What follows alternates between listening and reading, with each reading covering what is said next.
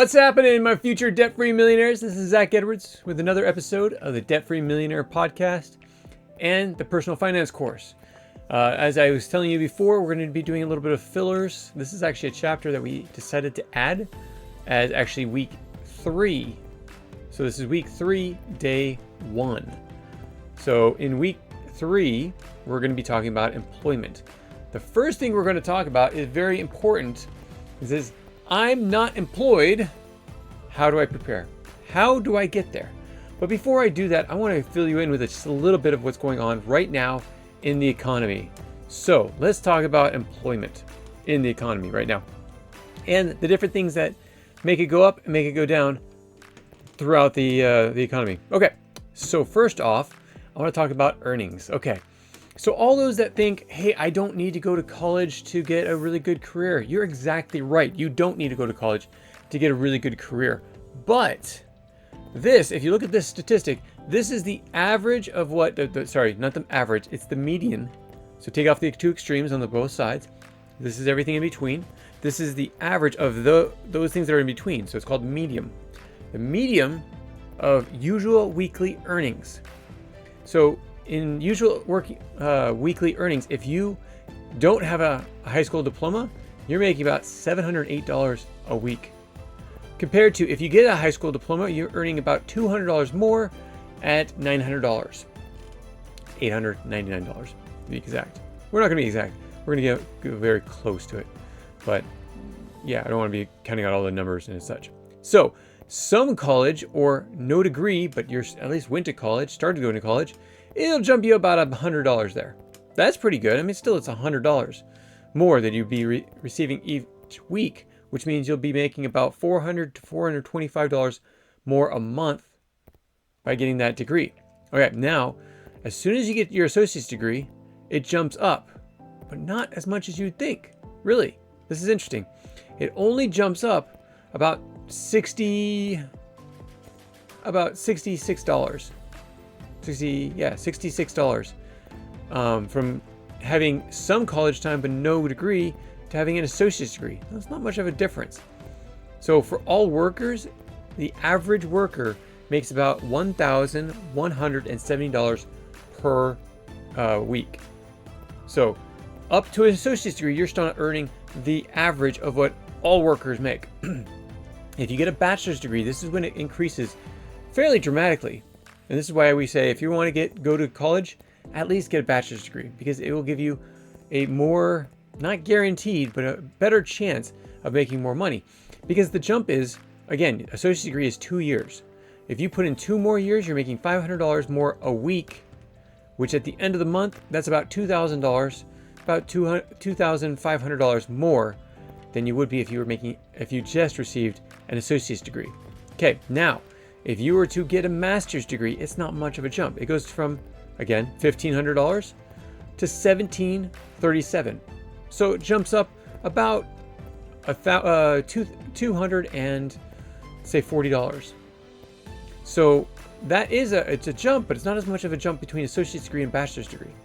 So most of the jobs that you're going to be able to find, the easiest jobs to get, I shouldn't say easiest jobs to get, the most lucrative and easiest jobs to get are actually right smack dab in the middle at a bachelor's degree. Now, if you go to a master's degree, you get a little bit more. But if you're going to go for a master's degree, you might as well go for a professional degree. Now, this is more of the doctors and engineers, those at very high demand. And that's about $2,200 a week that you're earning. So that's over $10,000 a month that you're receiving. And your annual income is more like somewhere around $120,000 to about $150,000 because you got a professional degree. Again, remember, this is the doctors and engineers. Now, the other thing is doctoral degrees. If you look at this graph, you probably can't see it. It's in the notes below if you're on my podcast, but it'll actually show you actually lose about $100 a week by going from a professional to a doctoral degree. So it's not worth it. Plus, the next part of the chart actually shows you the unemployment rate of each of these. So if you got a doctor's degree, doctoral degree, then you're at 1.6 unemployment. Though if you get a professional degree, again, a PhD around doctors, engineers, such, you're only at a 1.2% unemployment rate. Now, master's degree, it actually jumps up to 2%. Bachelor's degree, it's a 2.2%. Associate's degree is 2.7, so that's a good sized jump between 2.2 and 2.7. Some college, you have 3.3 unemployment, and basically 3% is the average unemployment for all workers. And then the average is not the unemployment, but it's the medium between the two. Then high school degree has about a 4%, and a less than a high school degree, so no high school degree, is a 5.6, so nearly 6%. Yikes. So if you want to make sure that you have a job for a long time and have the best chance of getting a job, you want to have more than a high school degree. If you get up to the bachelor's degree, you have a fairly low unemployment number. Now, I have a bachelor's degree. I went to college for 4 years, and I was lucratively employed with actually the highest paying degree from my college, or the just starting off. But then 2008, the recession happened, and that all turned because everyone that had a bachelor's degree working construction lost their job. Nearly all of them. So yes, this is an interesting thing that we need to look at when considering how to prepare for employment and where to go in employment. Here's another thing to look at: full-time versus part-time employment. Now, I'm not going to go over this too much, but as you can see, in 2008, the full-time employed people lost their jobs dramatically, and it tanked for about 2011, and then it started to incline, and it continued to incline until 2020 when COVID happened. And you see a big spike and dump, but then all of a sudden it went back to normal. So the same rate that Trump was being able to find the results for is the same thing that Biden has with the full-time employment. But if you look at the graph at 2022, full-time employment started to drop, and it's dropping dramatically right now. So this only shows you the beginning of 2024. It actually does not show you what's recently happened. Now, this is April of 2024. Right now it is June, and it's continuing to drop. The full-time jobs is still dropping. The part-time jobs is increasing. So during a down economy, which we have, you can see that the job employment the full-time job employment is going down, while the part-time is going up because people can't find full-time jobs. They're going to part-time jobs. Okay, the next graph I wanted to show you is actually this one. This is really interesting. U.S. majors with the highest employment rate.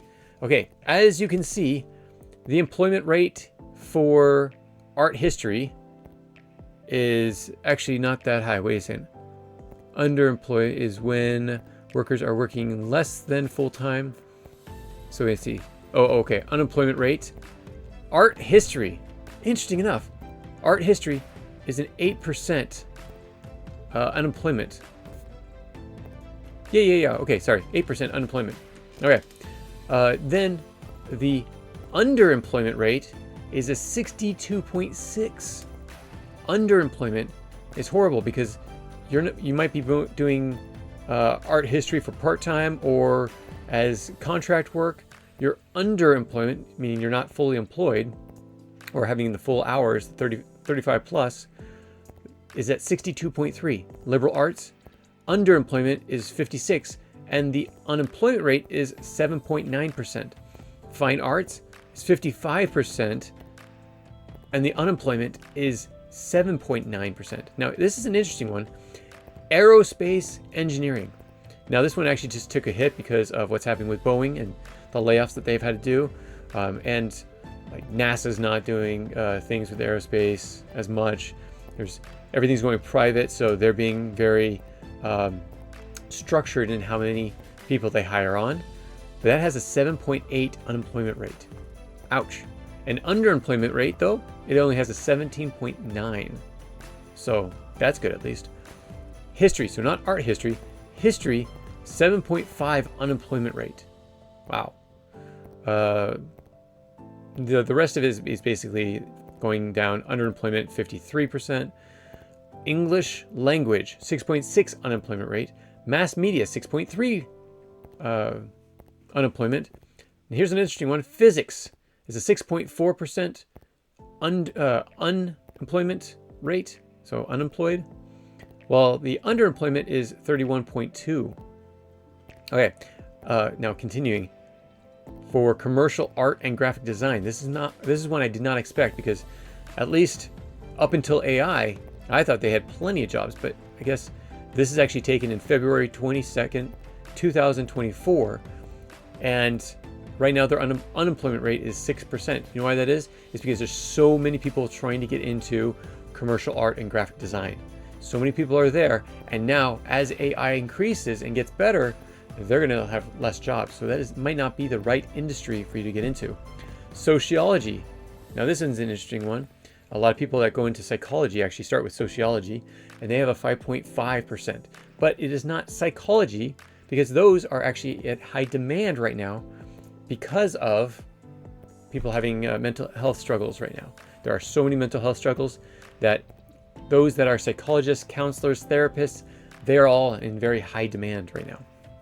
Okay, and just so you know, the lowest sociology was a 5.5. The average unemployment rate for college graduates, now these are all college graduates, remember, these are not just regular jobs, these are all college degrees. The average for someone that has a college degree is 3.5%. So just to let you know that. Okay, one more graph that I thought was interesting is this is a graph that shows unemployment with job openings. So people might say, oh, there's so many, that there's so little unemployed. So the number for unemployed has dropped so much. But what's happened with the job openings? They were increasing until COVID. And then they started increasing until 2022. What happened in 2022? They all of a sudden started tanking. That's job openings. Unemployment was going down until COVID, and then it spiked up, and then came back down, and now the unemployment is starting to increase as well. Now, as you know, the Fed increased interest rates, so people are not trying to borrow money, which means a lot of companies are actually letting go a lot of their people because they can't afford it, because they can't take out loans to employ those people. Yes, businesses, one of the biggest expenses that they will actually get loans for are the people that work for them, their employees. So for all those people that say, oh, they're ultra wealthy and they don't do anything for our society, actually they are the ones that create the jobs. Just to let you know, that is a very important part. You need to know that. But so let's talk about being prepared. Okay, actually there's one more.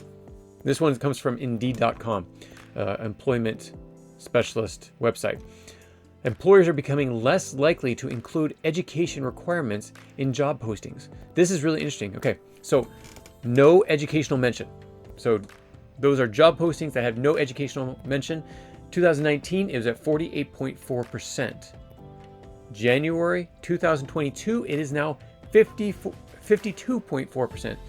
So the increase of about 4% of job applications that do not ask for a educational requirement.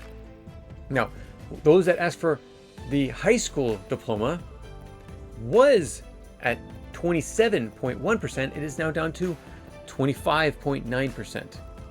So yes, they're not asking for if you've had a college diploma. Now here's the interesting, trade school and some college, it went from 0.5 to 0.5. It has not changed. Now, what about this one? This is interesting. So the associate's degree, colleges or job postings that were asking for associate's degree was at 3.6%. It is now at 3.3%. So they've dropped as well. Job postings that are asking for an associate's degree.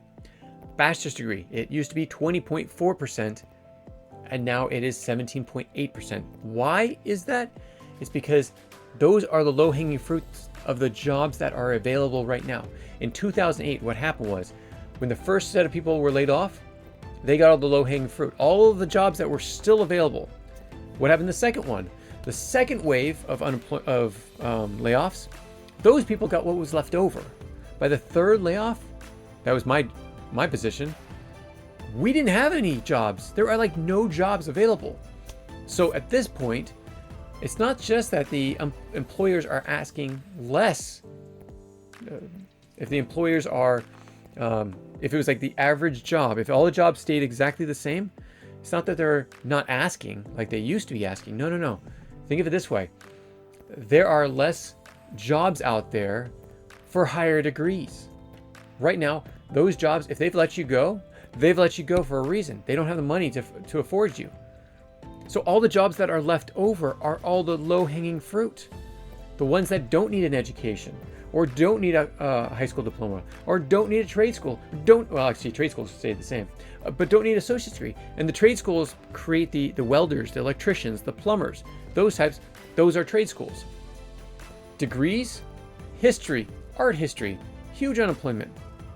So that's what's going on in that,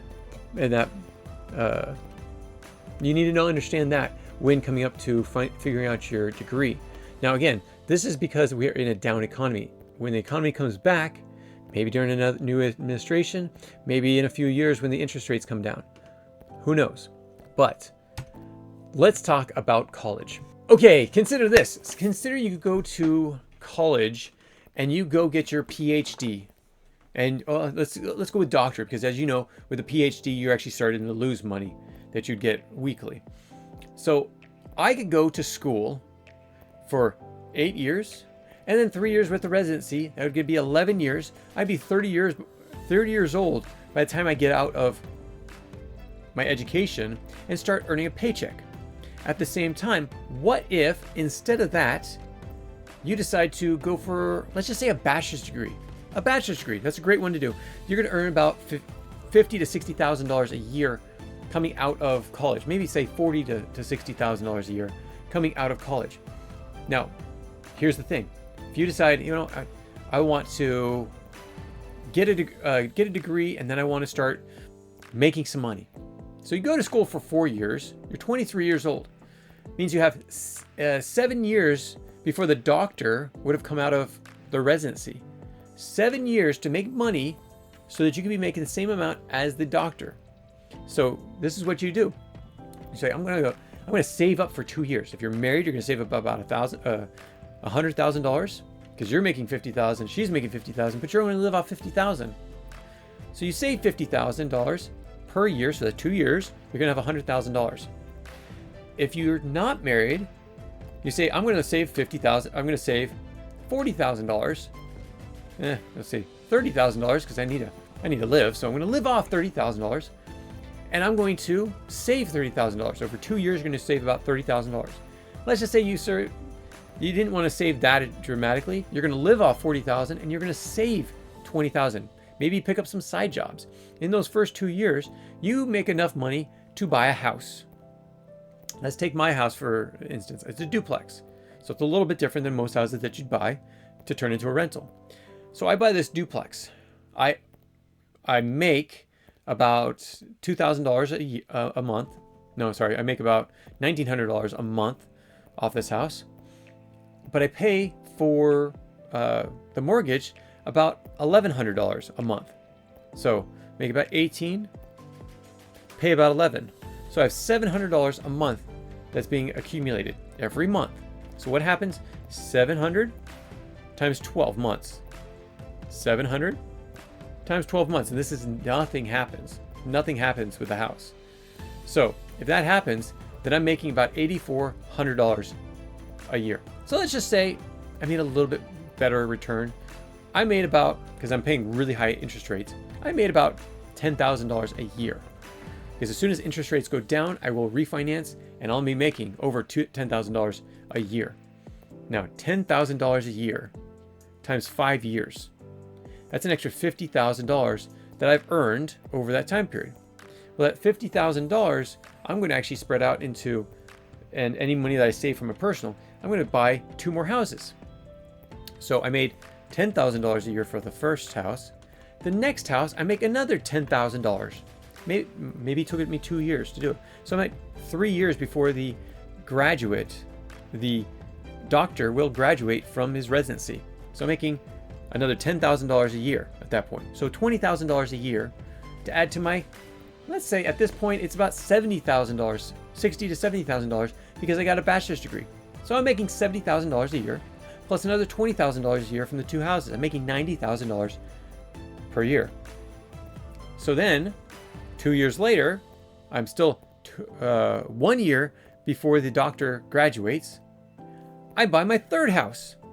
I now am making $10,000 times 3 houses. That's $30,000 plus the $70,000 I'm getting from my full-time job. I'm making $100,000. At the same time, I'm paying off these houses, so I'm actually making more money, but you can't profit that money that's coming from the asset that you own because you're just paying it off. So I'm making $100,000. I still have 1 more year before the resident gets out and becomes a doctor. So let's just say 1 year after he or she graduates, I am now buying my 4th house. That's $40,000 a year. 4 houses that I'm honoring. It means I'm not doing much for those houses. And I had my full-time job. So that is now $70,000 plus another $40,000, all within, and no part-time job, about $110,000. And that's where the doctor is going to start off getting paid. They're going to be paid $110,000, and they've got $1 million or $500,000 or $250,000 in debt.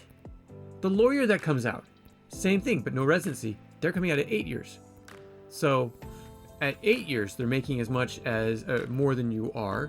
But again, you're buying up all these houses and you don't have all this debt that's built over your head because you didn't go for the huge student loans because you're going through the professional degree. So this is great. You have now, I've just shown you how you can make more money or even money with the doctors when they graduate. So do you want to get a doctor's degree? I don't know why. If you want to go help people as a doctor, please do it. This is one of the greatest things you can do is to go help people. Go out, help people. That should be your calling.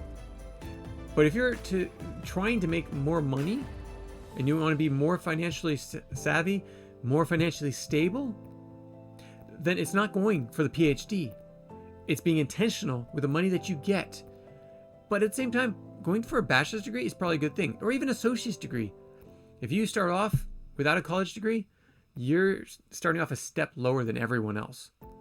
So go for some college. Go for the first degree. Allow yourself to get enough information, or go to a trade school. Even better. You're going to be making more money than you would at a university with a lot of jobs, depending on which job you get. So you go from college. So let's go over to my images. You go to college and you enjoy time with friends. You might go for a few bingers and go drinking, and maybe you don't pass some classes because you weren't paying attention. Hopefully you do. A lot don't. Hopefully you do. Or you can make the other choice of learning a trade. Learning a trade will actually make you a lot more money faster than a university will. And trades are always in need. Most trades, I can't say all trades, most trades are always in need. When Facebook might be laying off their programmers, they're not laying off, well, and you can go to a trade school for programming as well. They're not laying off their electricians or their plumbers. They need those because they have huge buildings that they have to continue to upgrade, maintain, and such. The electrician always has a job. The plumber always has a job. They might be underemployed, but they still have their job, and they still have a good job. So this being said, I just want to make sure that everyone knows that you do not have to be a college graduate with a PhD or a master's degree or even a doctoral degree. If you had a bachelor's degree, you're doing just fine because you only went to school for 4 years, and now you have 7 years to make up for what you're missing out from not getting your doctor's degree. And everyone always needs housing. So if you put your money and time into that, you'll always have people to buy. If you are going into starting your own business, you can make a whole lot more than a doctor, but you're going to be going through a lot later nights and hard times and stresses. But at the same time, You're going to be able to do what's passionate. And you don't have to worry about, oh, this person went and became a doctor. I had that FOMO, the fear of missing out. I was told later on I should have become a lawyer because of certain things that I understood and I was able to regurgitate when needed. And this is when I was like in my 30s. Never wanted to be a doctor, but I could see the great drive of being a doctor, especially with being able to help people.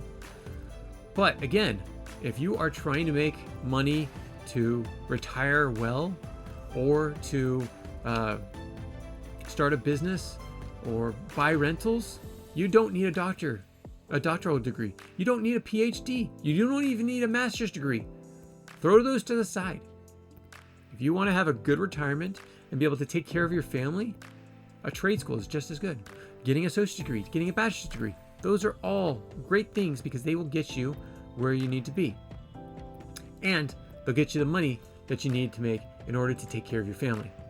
So thank you for joining me on this Debt-Free Millionaire podcast. I hope you enjoy this. I hope you take something from this.